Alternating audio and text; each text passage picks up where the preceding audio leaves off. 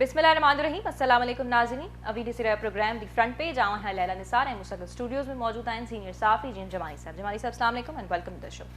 नाज़रीन, सियासी मैदान में जेकर असीं ॻाल्हि कयूं त वॾी हलचल मची चुकी आहे। हिन वक़्तु मोस्ट डिस्कस टॉपिक जेको आहे लॻो पियो आहे त जीअं काल्ह पाकिस्तान तहरीक इंसाफ़ जे चेयरमैन अनाउंस करे छॾियो त हू 23 डिसेंबर ते असेंबलियूं टोड़े रहिया आहिनि।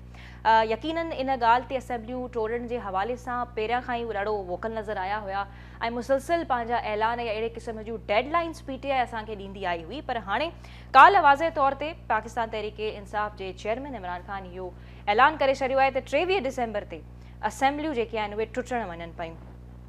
पर जेकी असांजी मौजूदा हुकूमत आहे उहा सम्झे पई त इमरान ख़ान साहब जेको आहे को न कोई यू टर्न वठी सघे थो या उन में एतिरी हिमत न आहे त हू का असेंबली जेको आहे टोड़े सघे। सो वधीक अंदरि जी कहाणी जेको आहे जमाली साहब खां असीं ॼाणियूं था त उन्हनि जो छा चवणु आहे। ॿियूं बि खोड़ गरमा गरम असीं ईअं चऊं त ख़बरूं आहिनि उहे बि तव्हां सां यकीनन प्रोग्राम जे दौरान शेयर कंदासीं। जमाली साहब, शुरूआति जेको आहे हिन ख़बर खां करे वठूं था त छा 23 डिसेंबर ते असेंबलियूं टुटण वञनि पियूं ऐं इमरान ख़ान सां इन फ़ैसिले में जेको आहे केरु केरु गॾु आहे ऐं काल्ह ही जेको हिननि ख़िताबु कयो आहे ॾाढो इंट्रस्टिंग हुयो। भरिसां ॾाढो अहम माण्हू इमरान ख़ान जे वेठल हुयो, पंजाब जो वॾो वज़ीर चौधरी परवेज़ इलाही। उन खां बाद में बि उन्हनि जो हिकिड़ो धुआंधार क़िस्म जो इंटरव्यू थियो आहे, उनखे बि असीं अॻिते हली करे डिस्कस कंदासीं। पर इहे 23 डिसेंबर ते जेके असेंबलियूं तहलील या टुटण वञनि पियूं जमाली साहब, अंदरि जी छा कहाणी आहे, छा वाक़ई ईअं थियणु वञे पियो? ॾिसो, इमरान ख़ान साहिबु जॾहिं खां वज़ारत उज़मा जी कुर्सी तां हटियो आहे त हुनजो मक़सदु तव्हां ॾिसंदव त जेको 7-8 महीननि में नज़र आयो आहे, हिकिड़ो ई उनजो मक़सदु आहे डीस्टेबलाइज़ेशन। त पाकिस्तान जा जेके इदारा आहिनि उन्हनि खे मुतनाज़ा बणाए, पाकिस्तान जी मईशत खे कीअं तबाह कजे, इंटरनेशनली माहौल क्रिएट कयो वञे त जीअं पाकिस्तान में इन्वेस्टमेंट न थी सघे ऐं जेकी सियासत आहे उहा उन जे चौगिर्द घुमे। त इहो आहे इमरान ख़ान जो बेसिकली असल रूप। ऐं मां सम्झां थो त हिन पाकिस्तान में जेतिरी मुनाफ़क़त ऐं कूड़ जी सियासत इमरान ख़ान ॻाल्हाई आहे, उन खां अॻु में हिन पाकिस्तान में कॾहिं ईअं कान थियो आहे। पाकिस्तान में हिन खां अॻु में इन क़िस्म सां तमामु इदारनि खे कॾहिं मुतनाज़ा न बणायो वियो आहे। जेकॾहिं तव्हां पाकिस्तान जी तारीख़ खे ॾिसो, हालांकि माज़ी में बि मुख़्तलिफ़ सियासी जमातुनि सां इहो तरीक़ेकार रहियो आहे त उन्हनि जूं हुकूमतूं 3 साल 2.5 साल रहंदियूं आहिनि, पर कॾहिं बि कंहिं पॉलिटिकल लीडर इहो न चाहियो आहे त पाकिस्तान जी मईशत डिस्टेबलाइज़ थिए। तव्हां ॾिसो त मुस्तक़िल बुनियादुनि ते इमरान ख़ान जी इहा कोशिशि आहे ऐं जंहिं तरीक़े जा उहो बयानु ॾींदो आहे उन सां फीलिंग तव्हांखे ऑटोमेटिक ईंदी त पाकिस्तान जी मईशत स्टेबल न थी सघे। ऐं 23 डिसेंबर जो जेको हिन ऐलान कयो आहे उहो बि उन मां हिकु उनजो मां सम्झां थो त उन क़दम जेको खणी रहियो आहे उनजी पेशरफ़्ती आहे न। माज़ी में ॾिसो, माज़ी में तव्हां जेकी बि हुकूमत खणो, जेकॾहिं उनजी हुकूमत वेंदी बि हुई त हू ॿीहर जेको आहे कॾहिं बि मुख़्तलिफ़ इदारनि खे हिकु त डिस्टेबलाइज़ न कंदो हुयो, उन्हनि ते इन क़िस्म जा मुतनाज़ा न बणाईंदो। हिन वक़्तु तव्हांजी जुडिशरी हिन दफ़े तव्हांखे जी जुडिशरी खे मुकमिल उन करे छॾियो आहे मुतनाज़ा। तव्हांजे इलेक्शन कमीशन ऑफ पाकिस्तान खे, तव्हांजी पाकिस्तान आर्मी खे, मां को इदारो अहिड़ो कान्हे जंहिंखे न छॾियो हुजे। इहो आहे हिनखे जेको साइकोलॉजिकल इफेक्ट पियो आहे त हिन जी पंहिंजी कुर्सी न रही आहे। ॾिसो, नवाज़ शरीफ़ बि वियो हो न, त उनजी जॻह ते उनजी पार्टी जो शाहिद ख़ाक़ान अब्बासी वज़ीर आज़म थी वियो। अहिड़े तरीक़े सां यूसुफ रज़ा गिलानी वियो पीपल्स पार्टी मां, उनजी जाइ ते वरी राजा परवेज़ अशरफ हिन मुल्क जो वज़ीर आज़म थी वियो। त हुकूमतूं जॾहिं बि ठहंदियूं आहिनि त उन में लावा चढ़ा ईंदा आहिनि। हालांकि हू ॿई ऑर्डर्स जेके हुया उहे हुया सुप्रीम कोर्ट ऑफ पाकिस्तान जा, जंहिं ते अॼु ताईं माण्हुनि खे एतिराज़ आहे। ऐं हे जेको वियो आहे इहो सिधो आइनी तरीक़े सां अदम एतमाद जी सूरत में वियो आहे। ठीकु आहे। ऐं हाणे जेकॾहिं तव्हां परवेज़ इलाही जा बयान ॾिसो, यानी इन खां वधीक कहिड़ी मुनाफ़क़त हूंदी त हिकिड़े पंजाब जे वॾे वज़ीर खे पाण सां विहारियो अथई ऐं हुनखे इहा बि ख़बर न आहे त हू पंहिंजी तक़रीर जे दौरान या छा ॻाल्हाईंदो। पंजाब जे वॾे वज़ीर लाइ नई ॻाल्हि हुई जमाली साहब, उन्हनि खे ख़बर न आहे त हू त मुतनाज़ा हूअं बणाईंदो रहंदो आहे ऐं एस्टेब्लिशमेंट खे निशाने ते इमरान ख़ान रखंदो ईंदो आहे। ॾिसो, पहिरियों हिन इहो साज़िश जो इल्ज़ाम लॻायो हो असल में अमेरिका ते। इहा साज़िश जेको आहे हिन कई हुई त अमेरिका जेको आहे साज़िश करे ऐं हिन हुकूमत खे हटायो, जंहिंजो हिकिड़ो सैफर जो हिकिड़ो टुकड़ो मिनट्स जो कागज़ खणी लहराईंदो हुयो त हीउ मूं वटि जेको आहे उनजो सबूत आहे। जेको सबूत छा हो, उनजे पंहिंजे प्रिंसिपल सेक्रेटरी ऐं उन्हनि जे दरमियान जेकी हिकिड़ी मीटिंग थी उनजे मिनट्स जो हिकिड़ो लेटर हो जेको उन्हनि पाण ड्राफ्ट करे ऐं मोकिलियो न। पहिरियों पर हू सवाल इहो कंदो हुयो त इहा जेकी साज़िश आहे उहा कई आहे अमरीका, जेको क्लियर हुनजो स्टैंड हुयो, ऐं पाकिस्तानी अवाम खे हुन वर्गलायो त असांखे आज़ादी खपे कंहिंखां, अमरीका खां। हाणे हिकिड़ो हुन में चेंज कयो आहे त हुन चयो आहे त वाहिद जेको माण्हू आहे उहो जनरल बाजवा आहे जंहिं मुंहिंजे ख़िलाफ़ इहो सभु कुझु कयो आहे। हाणे ॾिसो, हाणे इन ते ई जेको आहे चौधरी परवेज़ इलाही जो इंटरव्यू तव्हां ॿुधो त हुन क्लियर चयो त तव्हां पंहिंजो पाण खे अवतार न सम्झो, यानी फ़रिश्ता न सम्झो, छो जो हिननि जूं जेके चोरियूं आहिनि उहे त लिकियल छिपियल ई कान्हनि न, ॿियनि सियासतदाननि ते केसिस आहिनि, पर अॼु ताईं कंहिं सियासतदान ते का शइ प्रूफ कान थी आहे। जेके बि मैटर्स आहिनि पेंडिंग आहिनि कोर्ट्स में या उन में उहो बाज़त भरी थिया आहिनि। ठीकु आहे, हे वाहिद मां सम्झां थो हिन मुल्क जो उहो सियासतदान आहे जंहिंजूं चोरियूं साम्हूं बीठियूं आहिनि, रुॻो हिन ते हथु विझण जी देरि आहे। पर अञा ताईं इहो सम्झ में नथो अचे त हिन जे मथां त जेकॾहिं उन जा तफ़सील अचनि त समूरियूं पार्टीज़ जेके आहिनि त पोइ सियासत मां ई सम्झो निकिरी वेंदियूं। जॾहिं असांखे त चवंदा उन ते बि एतिराज़ न आहे न त जेकॾहिं तोशाखाना में माज़ी में बि जेकॾहिं के ईअं कयूं आहिनि त उहे बि साम्हूं खणी अचनि। हाणे ॾिसो, हिननि जो इहो ई मसइलो आहे त जॾहिं हिननि खां सवाल कंदा आहियूं त हीउ जवाबु ॾींदा आहिनि त तव्हां फलाणे हीअं कयो। अरे भई फलाणे जे ख़िलाफ़ ई त माण्हुनि तव्हांखे पोइ वोट ॾिनो हुयो न, उन ई जेके तव्हां ॻाल्हियूं कंदा हुओ उन खां तव्हांजी ॻाल्हियुनि खां मुतासिर थी तव्हांखे वोट ॾिनो, त तव्हां ईअं न कंदा, पर तव्हां त उन्हनि खां बि 4 हथ अॻियां अची विया न। यानी हीरा जवाहरात घड़ियूं हाणे त ख़बर थी पए कालीन ताईं न छॾिया अथऊं। यानी हिननि जूं चोरियूं त उहे आहिनि, 1000 रुपए में हिननि उहे कालीन खया आहिनि जेके टर्किश गवर्नमेंट ऐं ॿियनि अरब कंट्रीज़ हिननि खे गिफ्ट कया आहिनि, जंहिंजो को मोल कान्हे। 1000 रुपए में हिननि कालीन जेको आहे हिन तोशाखाना में खया आहिनि। हाणे 1000 रुपए में त तव्हांखे को रेडी वारो बि कालीन कान खपाईंदो। त हाणे ॾिसो, इहा बेसिकली मसइलो मूंखे यकीन कयो इहो न आहे त हीअ तोशाखाना जा हिन गिफ्ट खणी विकिणे छॾिया।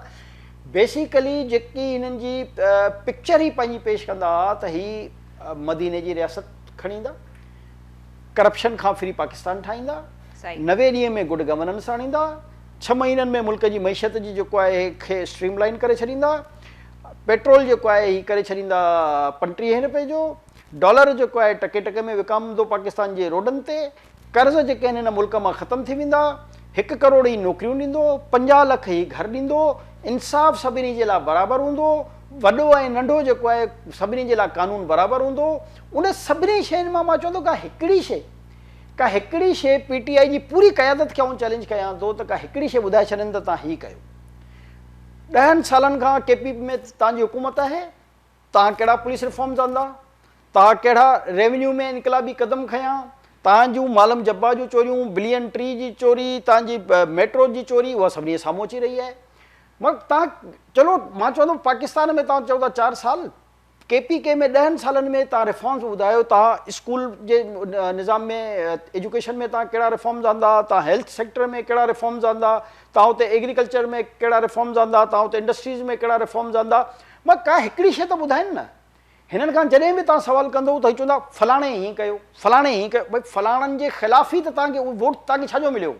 उन फलाणनि जी फलाणी हरकतनि खां माण्हुनि जेके बेज़ार जेके हुया उन्हनि त तव्हांखे वोट ॾिनो न, त बाबा तव्हां नयूं ॻाल्हियूं कंदा हुआ। हिन हुकूमत मां बेज़ार आहे ऐं हिन वक़्तु जेको मईशत जो बुरो हाल आहे, ख़ैर इमरान ख़ान त ॾाढो ई वाज़े जमाली साहब चवनि पिया त हीउ सॼो कसूर जेको आहे उहो अॻोणे आर्मी चीफ जो आहे, त हीउ जेको मुआशी बहरान हले पियो इहो उन्हनि जे सबबु हले पियो, त हीउ वॾी ख़ैर स्टेटमेंट उन्हनि ॾिनी आहे। त आर्मी चीफ जनरल बाजवा जो कसूर इहो हो त हुन पेनिट्रेट कयो PTI खे। हुन PTI जे हिन इमरान ख़ान जी हुकूमत खे मज़बूत करण जे लाइ Saudi Arab, China, Qatar, Turkey, in fact America, IMF सां बि ॻाल्हाए ऐं पंहिंजा असर रसूख़ इस्तेमालु करे हिननि खे फंड्स वठी ॾिना। हाणे ॾिसो, हिन जेको कर्ज़ु वरितो आहे पाकिस्तान जी तारीख़ जूं सभु हुकूमतूं तव्हां मिलाए छॾियो, उन्हनि जो कर्ज़ु हिकिड़ी जाइ ते, हिन जेको कर्ज़ु वरितो हुन हिकिड़ी जाइ ते। अच्छा, हाणे ॿियनि जे कर्ज़नि ते अचूं त ॿियनि जेके बि कर्ज़ु वरिता त तव्हांखे कुझु प्रोजेक्ट्स नज़र त अचनि था न जेके ग्राउंड ते। हिन जेके कर्ज़ वरिता आहिनि तव्हां वरी हुनजी अल्टीमेटली वरी उहो ई साॻी, छो जो साॻी ॻाल्हि रिपीट थींदी आहे त भला को हिकिड़ो प्रोजेक्ट जंहिंमें उन्हनि जो पैसो लॻायो हुजे जेको एॾो वॾो कर्ज़ु वरितऊं। मसइलो इहो आहे त 1 नंबर जो कूड़ो इंसानु आहे जंहिंजो नालो आहे इमरान ख़ान, जंहिं हिन पाकिस्तानी सियासत खे मां सम्झां थो बदबूदार ऐं ग़लीज़ करे छॾियो आहे, असांजे मुआशिरे खे जेको आहे हिन बदबूदार ऐं ग़लीज़ करे छॾियो आहे। इख़लाक़ियात हिन ख़तमु कराए छॾी आहे, नंढे वॾे जी तमीज़ हिन ख़तमु कराए छॾी आहे, कंहिं ते कहिड़े तरीक़े सां पॉइंट ऑफ व्यू नथा ॾिसो, हर जमात जो हिकिड़ो पंहिंजो पंहिंजो पॉइंट ऑफ व्यू आहे ऐं हुजणु घुरिजे। इहो इख़्तिलाफ़ राय जमहूरियत जो हमेशह हुस्न चवराईंदो आहे त जेकॾहिं कंहिंखे कंहिंजे पॉइंट ऑफ व्यू जो एतिराज़ आहे त उहो पंहिंजो पॉइंट ऑफ व्यू ॿुधाए, पर हिननि छा कयो आहे, हुन पॉइंट ऑफ व्यू जी आड़ में हिननि गार गंद शुरू कयो, न ॾिठऊं नंढो न ॾिठऊं वॾो, जंहिंखे वणेनि जेके न ॾिठऊं को इदारो, त हिकिड़ा इदारा जेके तव्हांजे मुल्क जे लाइ पंहिंजी कुर्बानियूं ॾींदा आहिनि, हिकिड़ो उहो इदारो जंहिं ख़ौफ़ खां मां सम्झां थो त इंटरनेशनल जेकॾहिं जेके एजेंसियूं आहिनि जेकॾहिं उहे घबराईंदियूं आहिनि, त हिकिड़ो इदारो आहे जंहिंखे असां पाकिस्तान आर्मी चवंदा आहियूं। तव्हां इंडिया खे ॾिसो, इसराइल खे ॾिसो, रा खे ॾिसो, मूसाद खे ॾिसो, बर्तानिया जी MI6 खे ॾिसो, अमेरिका जी CIA खे तव्हां ॾिसो, या जेके ॿियूं कंट्रीज़ आहिनि, तव्हांखे हिकिड़े असांजी जेकी इहा फ़ौज आहे या हुनजी इहा एजेंसी ISI आहे जंहिंजो उन्हनि खे ख़ौफ़ नज़र ईंदो आहे, ऐं हू पंहिंजे मुख़्तलिफ़ इंटरव्यूज़ में उन्हनि जा पॉलिटिशियंस, उन्हनि जा जेके जर्नल्स, उहे निशानदेही पाण कंदा आहिनि त इहा जेकी ISI आहे उन असांखे फलाणी फलाणी जंग में या फलाणे फलाणे महाज़ ते असांखे जीअं कीअं माॾो अटकायो ऐं असांखे शिकस्त ॾिनी। हिन उन इदारे जे मथां आङिरियूं खणणु न सिर्फ़ु शुरू कयूं, बल्कि उन इदारनि जे ख़िलाफ़ एतिरो हिन ॻाल्हायो आहे जो पाकिस्तान जी तारीख़ में अॼु ताईं के ॿिए सियासतदान न ॻाल्हायो आहे। जीअं इमरान खान टारगेट करे रहियो आहे इदारनि खे, ख़ासि करे अहिड़े जेके सगारी धुरियूं आहिनि, त उन्हनि जे पारां को रिएक्शन न पियो अचे? वो त ख़ैर मुसलसल डिनाय पिया कनि त सियासत इनखे चइबो आहे तहमुल ऐं बुर्दबारी। जेकॾहिं हुननि जो ख़ुदा न ख़ास्ता को सख़्तु रिएक्शन अची वञे त अल्टीमेटली वरी पाकिस्तान जे लाइ प्रॉब्लम थींदी, जो जेकॾहिं ख़ुदा न ख़ास्ता हिन मुल्क में मार्शल लॻी थी वञे त तव्हां ते वरी सैंक्शन्स लॻी वेंदियूं। जेकॾहिं को जोश में या जज़्बात में अची को क़दम खणी बि छॾनि त अल्टीमेटली उनजा रिपरकशन त अवाम खे भुगतना पवंदा न। त हाणे उन जे लाइ इहो त हुननि खे सलाम पेश करणु घुरिजे उनजी तहमुल ते, उन्हनि जी बुर्दबारी ते, त हुन एॾे घटिया ऐं ग़लीज़ ज़बान जे इस्तेमाल जे बावजूदि बि हुननि बर्दाश्त कई हर शइ। हाणे असांखे उन्हनि खे इनकरेज करणु घुरिजे बेसिकली त भई हिन मुल्क में इहो प्लांटेड हिकिड़ो जेको तव्हां इमरान ख़ान जी सूरत में हिकिड़ी तस्वीर हिन पाकिस्तान खे ॾिनी ऐं हिकिड़े चोर ऐं करप्ट माण्हू खे तव्हां वॾो ईमानदार ध्यानतदार कराए जेको आहे हिन मुल्क जी सियासत में प्लांट कयो, त मां त सम्झां थो हिनखे प्लांट करण वारे सभिनी माण्हुनि जी जो एहतिसाब थियणु घुरिजे। त हुननि खे एतिरी सम्झ कान हुई जो हिकिड़े हू ज़हनी मरीज़ खे हिन पाकिस्तान जे मुल्क जे वज़ारत उज़मा जी कुर्सी ते खणी आया ऐं सॼो प्लांटेड हुयो। उहा इलेक्शन 2018 जे असांजे साम्हूं थी आहे। कराची में त असां गवाही ॾेई सघूं था त कहिड़े कहिड़े इलेक्शन्स में धांधली थी ऐं कहिड़े तरीक़े सां हिननि जे PTI जे MNS खे MPS खे खटायो वियो। त इमरान खान जहिड़ी तरीक़े सां इदारनि खे टारगेट करे रहियो आहे, को न को पार्टी में आहे, या जीअं हाणे चौधरी परवेज़ जो रिएक्शन साम्हूं आहे, त उअं ई सिमिलरली PTI में बि को न को हूंदो जेको इमरान खान खे सम्झाईंदो हूंदो त इदारनि खे टारगेट करणु हाणे छॾे ॾिजे। ॾिसो, सम्झंदो उहो माण्हू आहे न जंहिंखे अलाह साईं अकुलु ॾिनो हुजे न। हे मां जीअं चयो त ही पंहिंजे होश में रहंदा त पोइ हिननि खे ख़बर पवंदी ऐं सम्झ बि ईंदी न। माण्हू चवंदा आहिनि हिन जी पॉपुलरिटी जो, अॼु आउं तव्हांखे ॿुधायां त हिननि जी पॉपुलरिटी जो ज़ोन छा आहे। 30 सालनि खां जेको मुख़्तलिफ़ सियासी जमातनि खे टारगेट्स कया विया, उन जो जेको यानी कि वोटर यानी कि जेके असां ख़ासि तौर ते आर्मी जी पंहिंजी फैमिलीज़ खे जेकॾहिं असां चऊं त हिकिड़े सर्कल में मुस्तक़िल बुनियादुनि ते पाकिस्तान पीपल्स पार्टी ऐं मुस्लिम लीग नून जे ख़िलाफ़ हिकिड़ी बहरहाल कैंपेन हलंदी रही इंटरनल जंहिंखे चइजे। त ज़ाहिर आहे फैमिलीज़ में जॾहिं शयूं डिस्कस थींदियूं त उहे जेके ॿार 15 सालनि जा हुआ उहे अॼु 8 खां क्रॉस करे को 22 साल जो थी वियो आहे, को 25 साल जो थी वियो आहे। हाणे हुननि खे सियासत जी त ख़बर ई कान्हे न। हुननि खे त रुॻो इहो ई सम्झायो वियो त ही ॿ पार्टी ऐं लीडर आहे, हिननि जा जेके सभु लीडर आहिनि उहे चोर ऐं करप्ट आहिनि। हाणे उहो हिकिड़ो ब्रेन जेको कई सालनि खां हुननि जी ब्रेन वॉशिंग थी आहे, हिकिड़ो आहे उहो असां वटि सेंटिमेंट मां सम्झां थो। ऐं हिन जे जलसनि में बि तव्हांखे अक्सरियत हुननि जी फैमिली ऐं हुननि जे ॿारनि जी नज़र ईंदी। ॿियो सेंटिमेंट आहे असांजा जेके ओवरसीज़ आहिनि। ओवरसीज़ जो बि मसइलो छा आहे उहो तव्हांखे खुली करे तव्हांखे आउं ॿुधायां थो। त ज़ाहिर आहे ॾिसो, जेके बि ओवरसीज़ आहिनि जंहिं बि मुल्क में आहिनि उहे ज़ाहिर 30-40 सालनि खां उते आबाद आहिनि, उतां जूं नेशनलिटियूं थी वियूं आहिनि, उन्हनि जूं औलादूं उते आहिनि, उन्हनि जूं शादियूं उते थियूं आहिनि। हाणे उन्हनि खे पाकिस्तान जे मौजूदा डायमेंशन जी ख़बर न आहे। ॿियो प्लस हुननि खे सियासत में को पुछे ई कान पियो। यानी जेके 2 पार्टियूं ॿियूं आहिनि, जेकॾहिं हिननि जा ओवरसीज़ यूनिट ठहियल बि हुआ त कॾहिं हुननि उन्हनि ओवरसीज़ यूनिटनि खे अहमियत कान ॾिनी। हाणे इमरान ख़ान जी सूरत में हुननि खे हिकिड़ी अहिड़ी टीं पार्टी मिली वई जेके फ़ारिग़ुल तहसील माण्हू हुआ, जिन वटि को कमी कान हुयो ऐं रुॻो हुननि जो शौक़ु हुयो त हू सियासत कनि, त उन्हनि खे मौक़ो मिली वियो। त हिकिड़ी टीं पार्टी हाणे अची वई आहे त इन जी जेको आहे अम्ब्रेला में जेको आहे असां सियासत कयूं। त हाणे उहो हिकिड़ो मामूली तबिको आहे। हाणे उन तबिके जो जेको प्रेशर आहे, छो जो पंहिंजे हिते उहे फैमिलीज़ खे माली मदद कंदा आहिनि, यानी जेकॾहिं कंहिंजी माउ पीउ भेण भाइर ज़ाल जेकी बि औलाद हिते आहे, ज़ाहिर आहे उन्हनि खे उहे माली जेको आहे मदद कंदा आहिनि। हो पंहिंजे फैमिलीज़ खे टेलीफोन्स ते प्रेशर्स कंदा आहिनि त हिननि जे जलसनि जुलूसनि में था वञूं, त उहो उन्हनि जी मजबूरी आहे ग़रीबनि जी, ठीकु आहे वञणु घुरिजे, असांखे कोई एतिराज़ु कान्हे।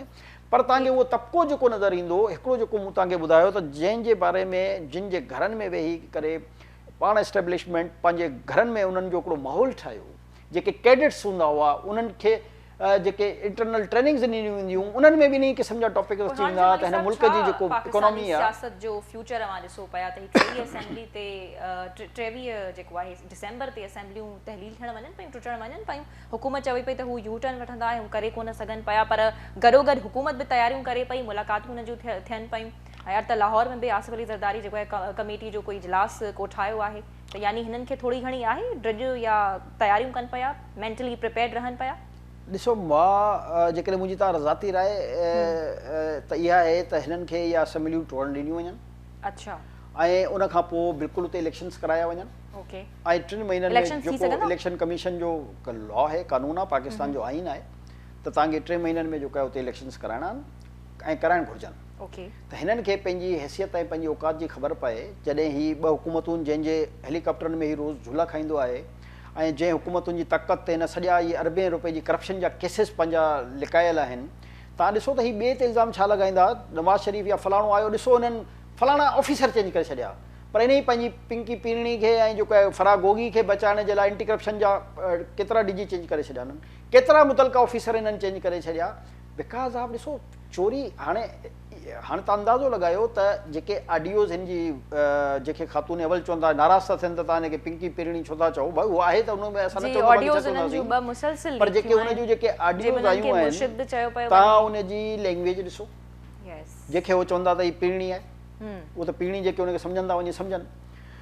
बाक़ी जेको आहे हुन जेको बि स्टाफ सां ॻाल्हाए पई लैंग्वेज में तव्हांखे उन जा फैमिली बैकग्राउंड जा रिफ्लेक्शन नज़र ईंदा आहिनि। बेसिकली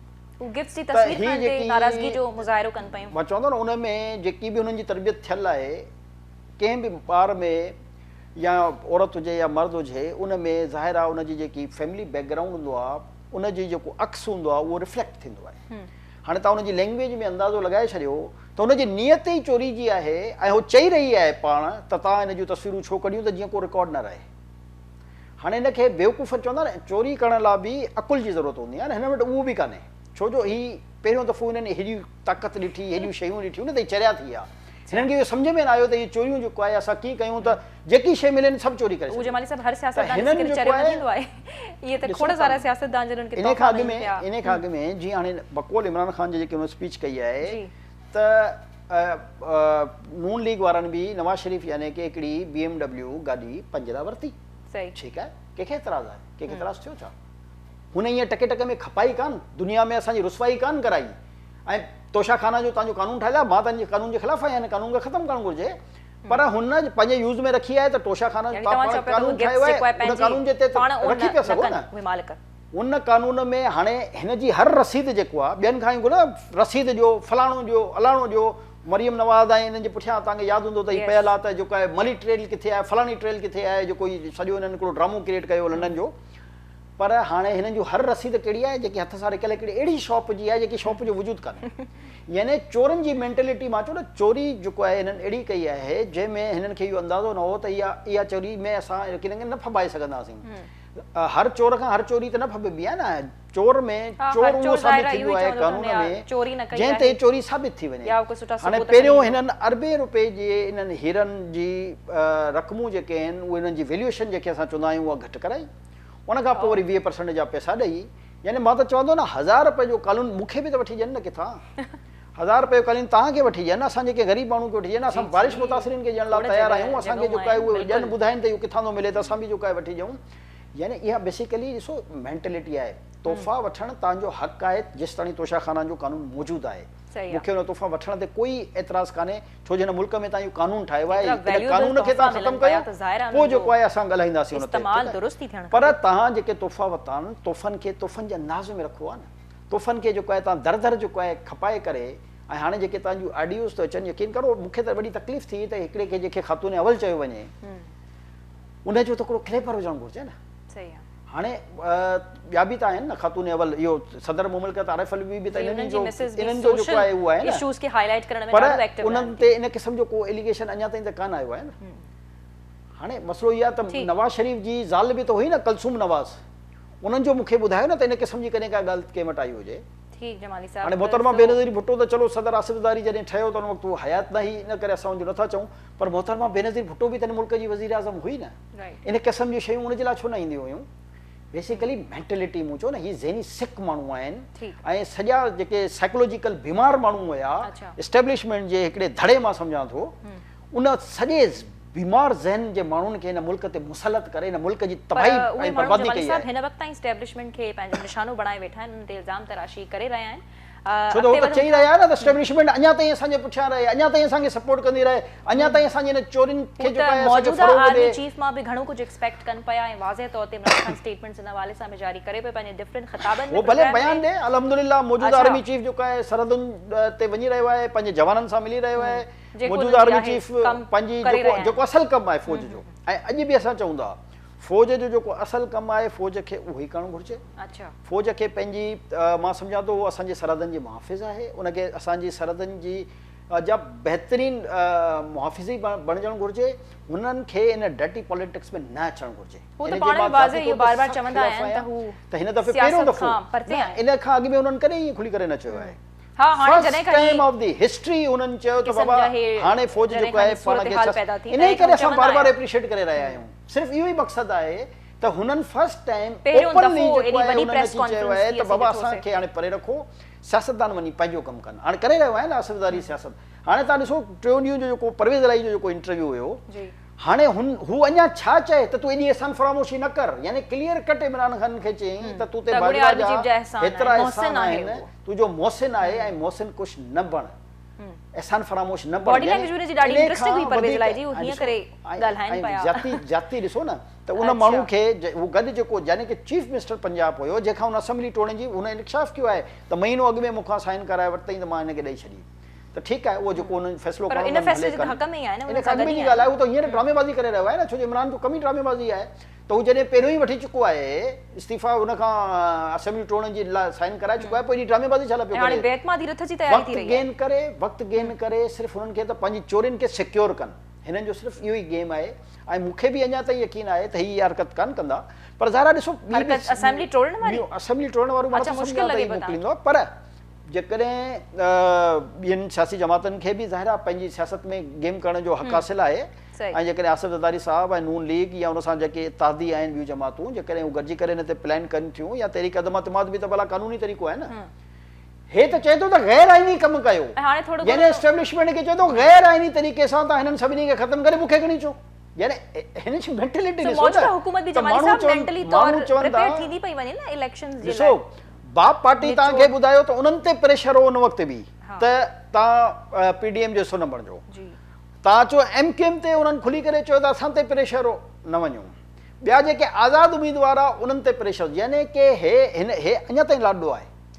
यानी हैरान कुन ॻाल्हि इहा आहे त जेको बि हिकिड़ी का रिजीम जेकी एस्टेब्लिशमेंट जे अंदरि हिकिड़ी पैरेलल एस्टेब्लिशमेंट सम्झां थो जेकी मौजूदु आहे, जेकी घणे हद ताईं रिटायर फ़ौजियुनि ते ॿधलु आहे, उनजी अञा बि इहा कोशिशि आहे त कहिड़े तरीक़े सां हिन चरे खे जेको आहे हिन मुल्क जो वरी वज़ीर आज़म मुल्क जो बणाइजे। त हुननि जी जेकी सपोर्ट, उहो मां चयो न उहो पंहिंजा इंट्रस्ट आहिनि हुननि जा, यानी कि हू छो जो हुननि जी का हैसियत ई कान्हे। हूअ ॿियनि जेकॾहिं पॉलिटिकल हुकूमतनि में तव्हां ॿुधायो न कंहिंजी कहिड़ी हैसियत आहे, हर पॉलिटिकल पार्टी पंहिंजी पंहिंजी, सिंध में पीपल्स पार्टी आहे, पंजाब में ऐं KP में ही पाण वेठा आहिनि, फेडरल में हू वेठा आहिनि, बलूचिस्तान जी हुकूमत उहो ई जेको आहे हमेशह एस्टेब्लिशमेंट जे चवण ते ठहंदी ऐं किरंदी आहे, त उहो त हली रही आहे। ठीकु जमाली साहब, सियासत ते असीं ॻाल्हाए छॾियोसीं। हिन वक़्तु सियासत में जेको आहे वॾे पैमाने ताईं गर्मा गर्मी लॻी पई आहे। प्रोग्राम में अॻिते वधूं पिया। जमाली साहब, परदेही वज़ीर पाकिस्तान पीपल्स पार्टी जे चेयरमैन बिलावल भुट्टो ज़रदारी जे हिकु बयान जेको आहे भारत में बाहि भड़काए छॾी आहे त हुननि सलामती काउंसिल जे इजलास में भारत जे प्राइम मिनिस्टर खे जेको आहे तंज़ जो निशानो बणायो। ख़ैर वधीक ख़बरूं तव्हां वटि बि हूंदियूं इन हवाले सां। भारत में जेको आहे वॾी इन शइ खे वठी करे एहतजाज बि थिया आहिनि, पर हिते समूरे पाकिस्तान हुननि जे बयान जे हवाले सां जेको आहे यकजहती जो इज़हार कयो आहे, उन्हनि सां ॾेखारियो आहे, प्रॉपर सपोर्ट शो कई आहे। ॾिसो हींअर जेकी न रिसेंट हिकु त मीडिया टॉक कई ऐं ॿियो अक़वाम मुतहिदा में ख़िताबु कयो। सही, इन ॿिन्ही में हक़ीक़त इहा ई आहे त रिफ्लेक्ट त नज़र अचे पियो न त शहीद ज़ुल्फ़िकार अली भुट्टो जी तव्हां स्पीचेस खणो या शहीद मोहतरमा बेनज़ीर भुट्टो जी तव्हां स्पीचेस खणो, तव्हांखे रिफ्लेक्शन नज़र ईंदी। ॾिसो न, असां उहो चयोसीं त ख़ानदानी तरबियत पीएम मोदी जे ख़िलाफ़। हाणे भारत में कंहिंखे ख़बर न आहे त इंसानी हक़नि जी शदीद तरीन ख़िलाफ़वर्ज़ी थी रही आहे। कश्मीर जो इशू हुजे, मुसलमाननि जो इशू हुजे, सिखनि जो इशू हुजे, यानी का अहिड़ी अक़लियत न आहे जेकी पाण खे उते महफ़ूज़ सम्झी रही आहे।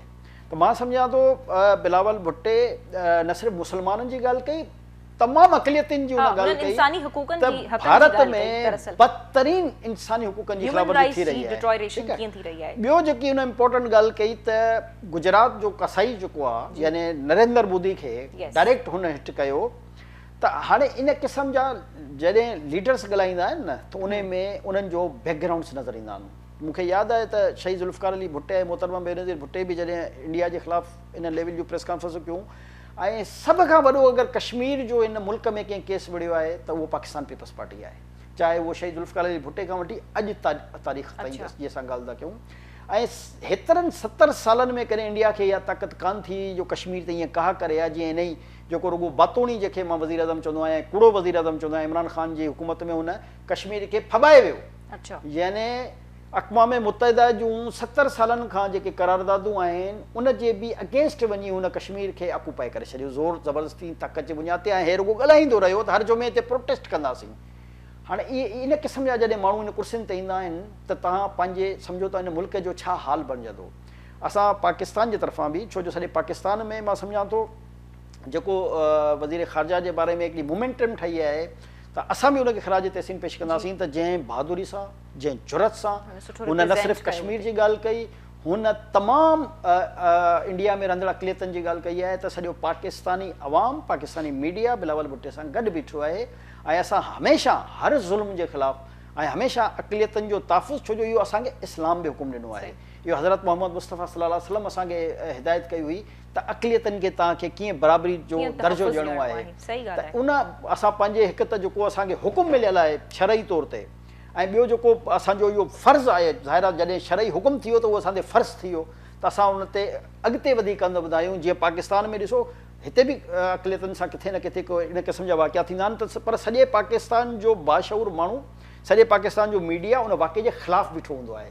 पर बदकिस्मती सां जॾहिं उते सिखनि ते ज़ुल्म थिया, जॾहिं उते मुसलमाननि ते ज़ुल्म थिया, त जेका असांजे तव्हां ॾिसो त वॾनि वॾनि माण्हुनि खे इन्हनि घरनि मां कढी, ऐं हाणे त वरी अदाकारनि जे पुठियां पइजी विया आहिनि, यानी फ़न जे बि पुठियां पइजी विया आहिनि। जेको इंडिया जो हिकिड़ो मख़सूस जेको तबिको आहे, जेके मां सम्झां थो RSS जो जंहिंजो नज़रियो आहे, नज़रियो आहे, उहे जेके लिसानी ऐं बदबूदार जेके इंडियंस आहिनि, जेके सिर्फ़ु हिंदुअत ऐं हिंदुअज़म ते यकीन था रखनि, उन्हनि जेको आहे कंहिं तबिके खे कान छॾियो आहे। मुस्लमान हुजे, सिख हुजे, या फ़नकार हुजनि, अदीब हुजनि, उहे कंहिं राइटर्स हुजनि, हर उहो तबिको जी ॻाल्हि उन्हनि खे नथी वणे, उन्हनि जे ख़िलाफ़ु हिकिड़ो महास ठाहे रहिया आहिनि ऐं सरेआम क़त्लेआम कयो वियो। गुजरात जो वाक़ियो सभिनी साम्हूं आहे, कोन तारीख़ विसरियो आहे, पर रिसेंटली जेके मुसलमाननि खे घरनि मां कढी करे उन्हनि जा गला कटिया विया, उहे बि सभिनी जे साम्हूं आहिनि। कहिड़े तरीक़े सां बाबरी मस्जिद खे शहीद करण जे लाइ जेको आहे उन्हनि पंहिंजा ओछा हथकंडा इस्तेमालु कया। त इंडिया में जेकी इंसानी हक़नि जी सभ खां वॾी दुनिया में जेकॾहिं ख़िलाफ़वर्ज़ी थी रही आहे त हींअर उनजो नालो आहे इंडिया। त उनजे ख़िलाफ़ हुन जंहिं बहादुरी ऐं जंहिं जुरत सां मां सम्झां थो त ॻाल्हायो आहे, असां सभु हुन सां गॾु आहियूं ऐं सभु हुनजे मौक़िफ़ सां गॾु सॼी पाकिस्तान जी क़ौम बीठी आहे। ऐं कल्ह तव्हां ॾिठो हूंदो, 1 अरब 3 करोड़ जी आबादी में 200-300 माण्हू तव्हांखे नज़र आया जेके न बुधी जे नज़रिए सां हुया ऐं जंहिं बिलावल भुट्टे जे ख़िलाफ़ मुज़ाहिरा कया।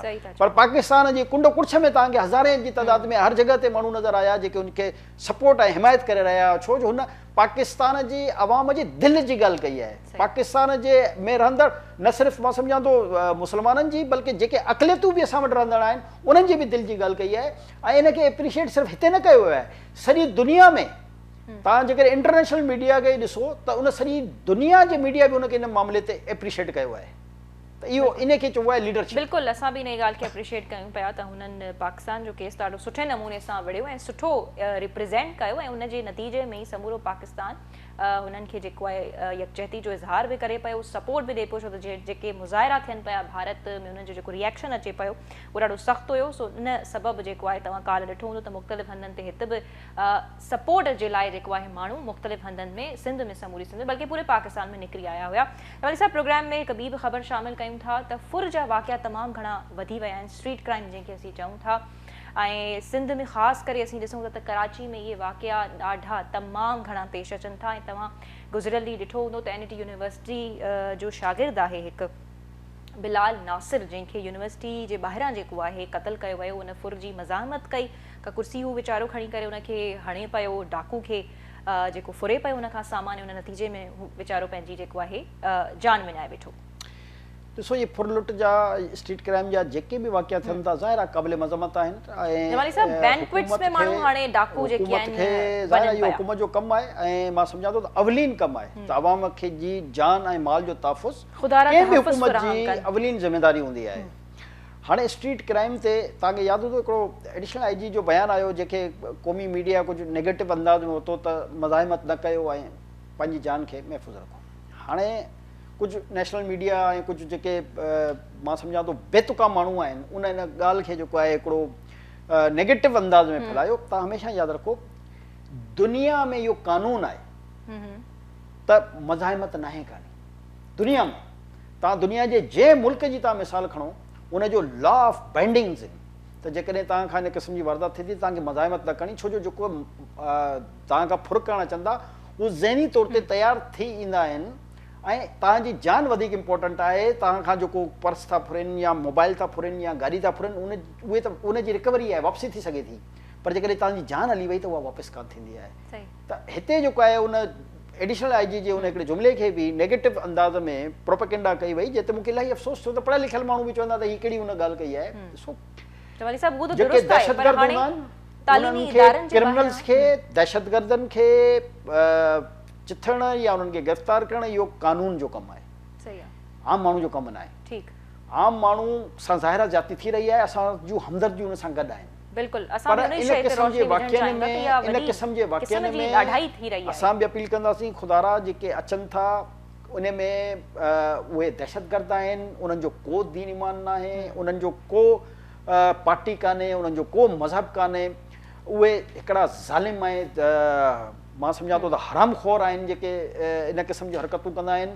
पर तव्हां पंहिंजी जाननि खे महफ़ूज़ करण जे लाइ कोशिशि कयो त मज़ाहिमत न कयो। सही ॻाल्हि आहे। तव्हां खां जेकॾहिं को सामान तव्हांजी हिकिड़ी माली तव्हांखे थोरो नुक़सानु ज़रूरु थींदो, उन जे लाइ असांखे हुकूमत खे दुनिया में हिकिड़ो ॿियो बि कानून आहे, जेकॾहिं मज़ाहिमत को नथो करे या उन खां जेको बि उनजी माली शइ खसी वई आहे उहो फिर गवर्नमेंट जी रिस्पॉन्सिबिलिटी आहे। जमाली साहब शहरनि खे भरोसो बि त न आहे न पुलिस जहिड़े इदारनि ते त हुननि खे वापसि कराईंदा ऐं हू चवंदा त NIC वापसि कराइण में या कुझु पैसा वापसि कराइण में पुलिस कारा हिननि जी मदद कंदी। सो बहरहाल इहो बि असीं पैगाम सुठो पॉजिटिव ॾियणु चाहियूं। हिकिड़ो असांखे हुकूमत खे मैकेनिज़म ठाहिणु घुरिजे।